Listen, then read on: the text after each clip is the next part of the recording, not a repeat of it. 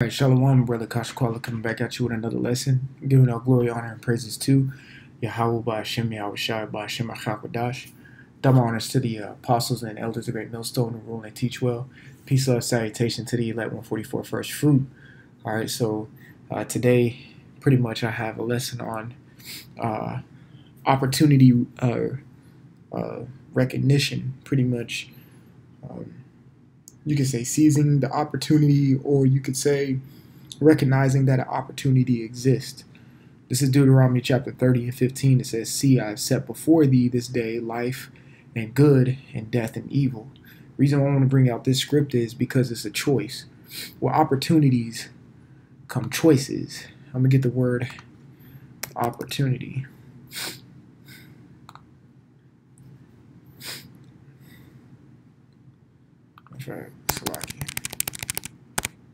Let's just get this real quick. Opportunity is a set of circumstances that make it possible to do something. All right? It's a set of circumstances that make it possible to do something, meaning your situational awareness has to be at an adequate level to understand when an opportunity presents itself.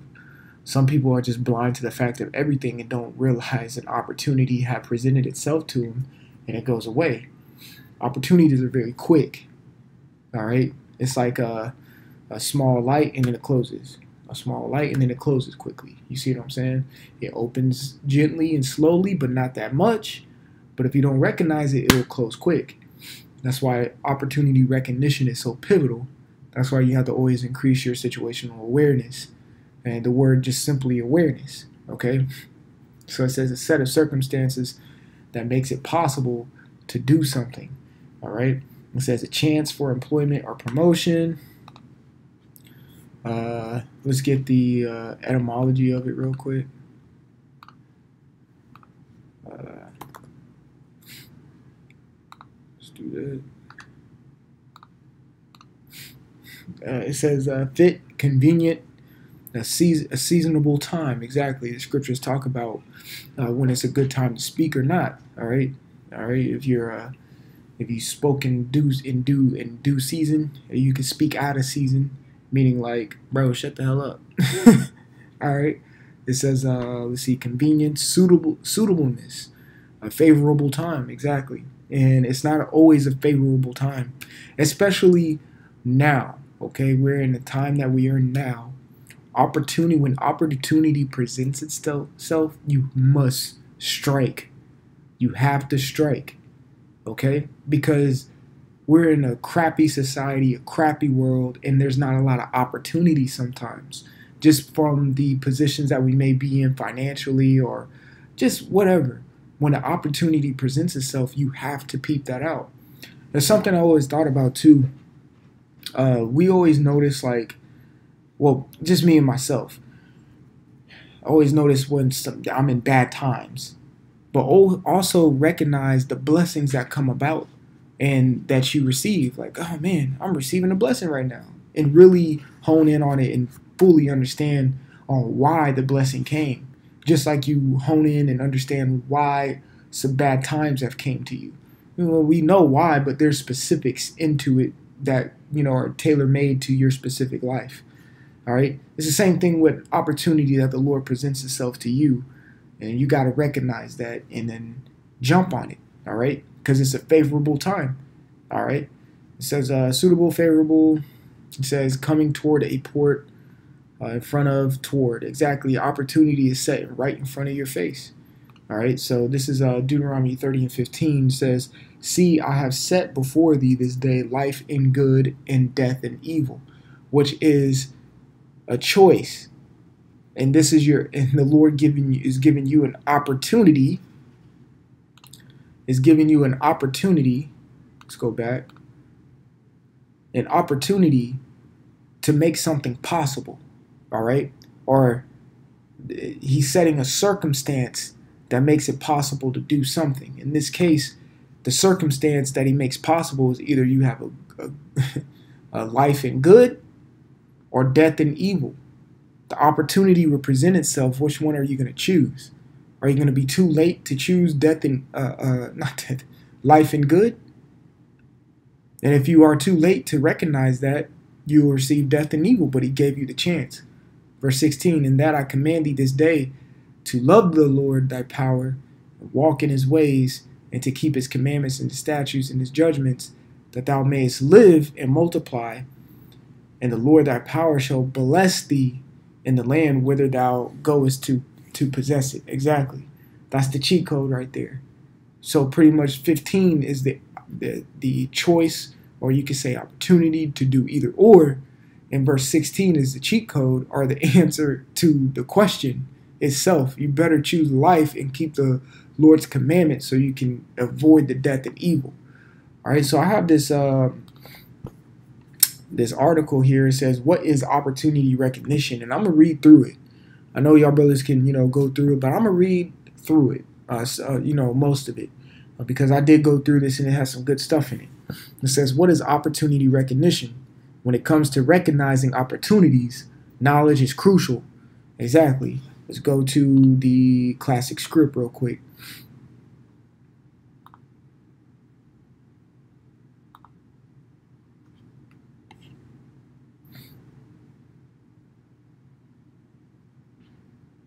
Tripping. Where is it?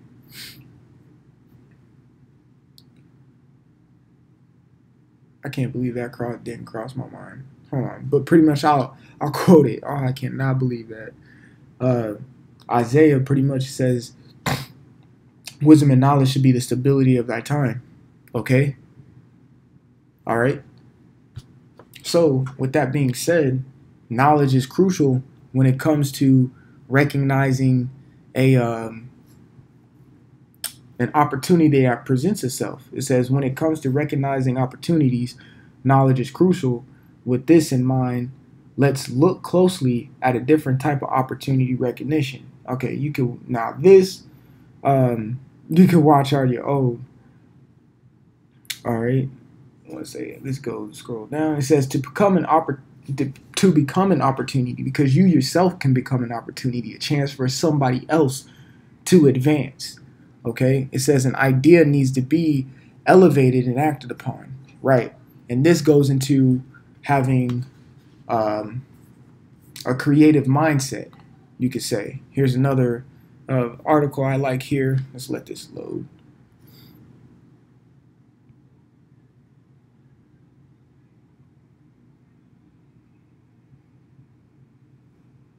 All right. So like it, man. Isaiah 33:6. What was I thinking, man? Let me just read that real quick. Isaiah 33:6.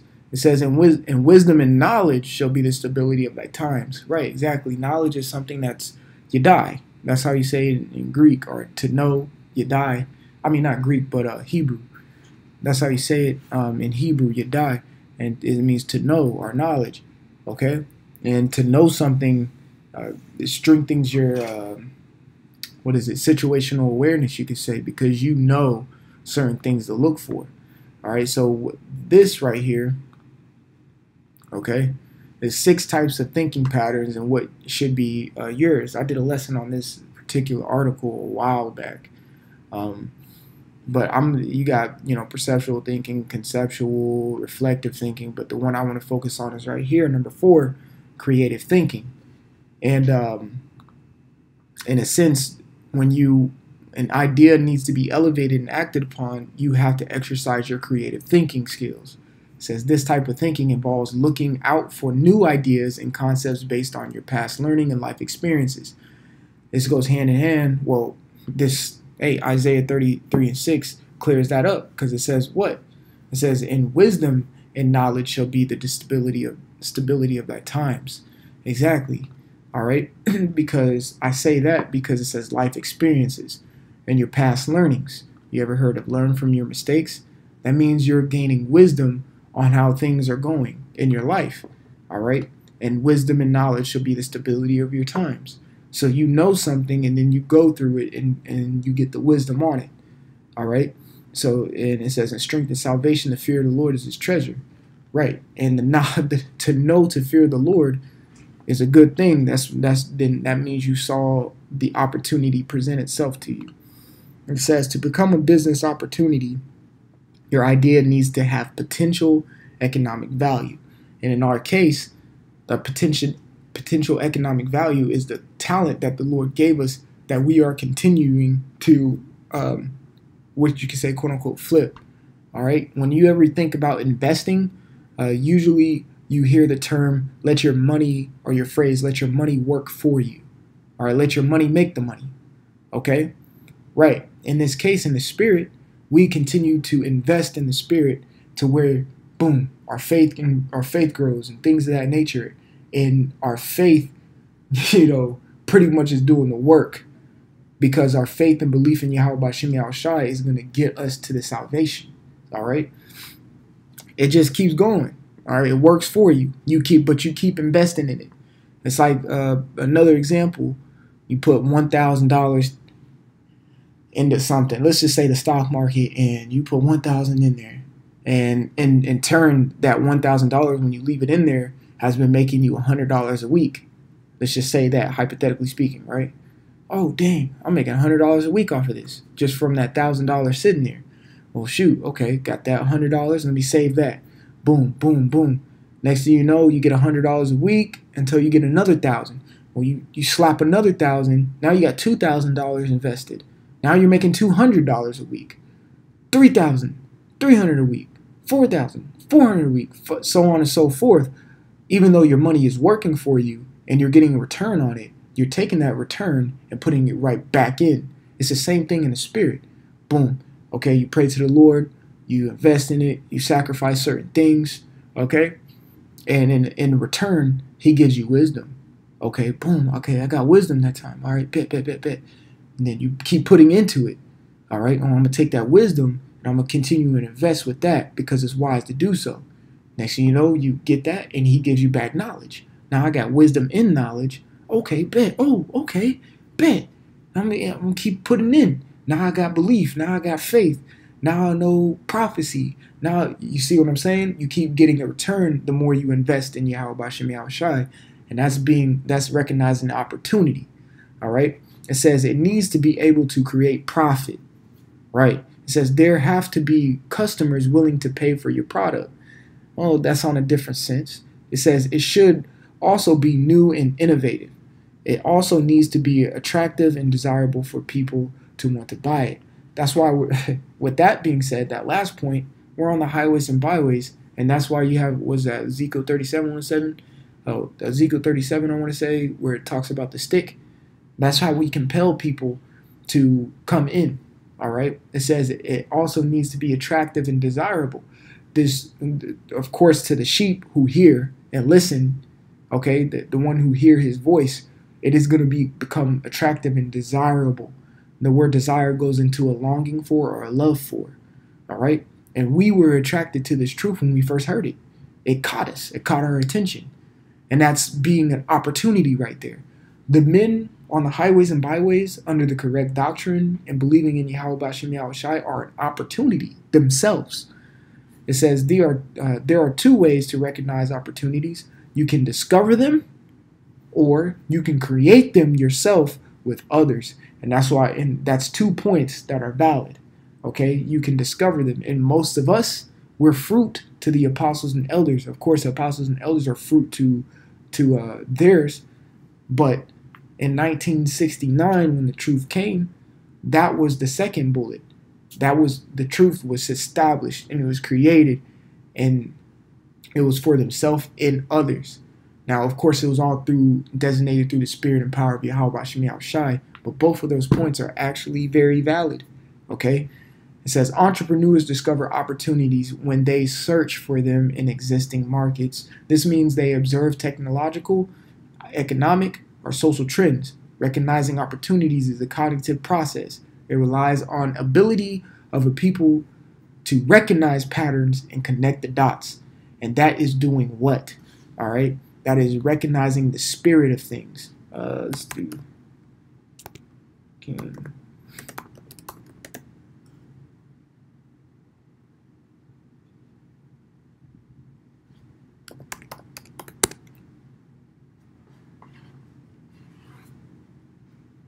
See if they, there we go. KJV. Ecclesiasticus, one of my favorite verses. 11. It says what? It says, blame not, Ecclesiastes 11:7. Blame not before thou hast examined the truth. Understand first, then rebuke. All right?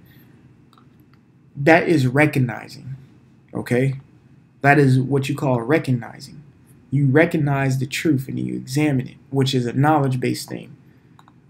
Verse 8, it says, answer not before thou hast heard the cause, neither interrupt men in the midst of their talk. All these are recognizing things, which is a level of discernment that you have to have, which being an entrepreneur, which we're entrepreneurs in the spirit. It says a person who organizes and operates a business or businesses, taking a greater than normal financial risk in order to do so. We have sacrificed everything in the sight of men, even though we know the investment that we're putting in, we're going to get 100% return and ain't nothing going to crash. Okay? But we are operating a business at the moment. We're managers. Okay? The Lord set us as that. A manager is a leader. And we are entrepreneurs. We set a great risk, but we know we're going to get a great return. All right? It says entrepreneurs create opportunities when they engage with others and bouncing ideas. And that's the reason why I brought up creative thinking. Because you have to bounce ideas off one another. And that's what you call trading talents. All right, I'm going to read this last paragraph and be done. It says, and each time it becomes more specific what the user needs are and how they are going to be solved. Creating opportunities is a social process. It relies on the ability of entrepreneurs to interact. And that's why we have the body. Okay? And that's, what is that? 1 Corinthians 12, I want to say. Let's see. 1 Corinthians 12. Right. First, I'll start at 4. 1 Corinthians 12:4. Now, there are diversity of gifts, but the same Spirit.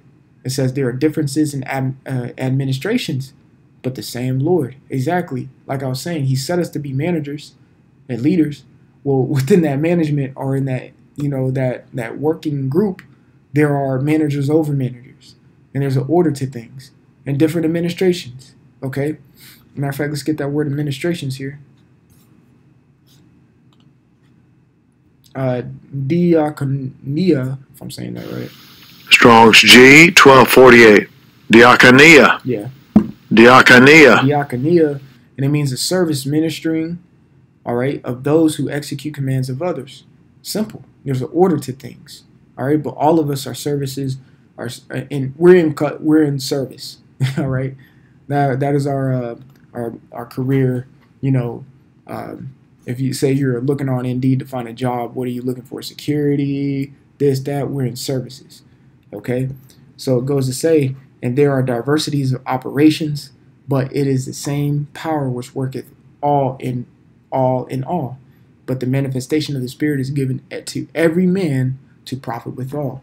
And we are entrepreneurs, and the Lord gave us the Spirit all in all. We have different administrations and operations within the body, but we all work in conjunction with one another. And it's good to bounce ideas off one another, which in turn brings up another topic, but it's for a different, but I'll say it brings up communication, which is key within the body. Because us being entrepreneurs and having to have a creative thinking type mindset and trying to find the opportunities within things, we have to communicate. Simple and plain as that. So I didn't want to make this lesson too long or string it out too far.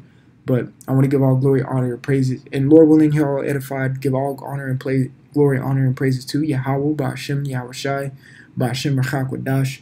Double honors to the apostles and elders of Great Millstone who rule and teach well. Peace, love, salutation to the elect 144 first fruit. Brother Kasha Qualin, until the next time. Shalom.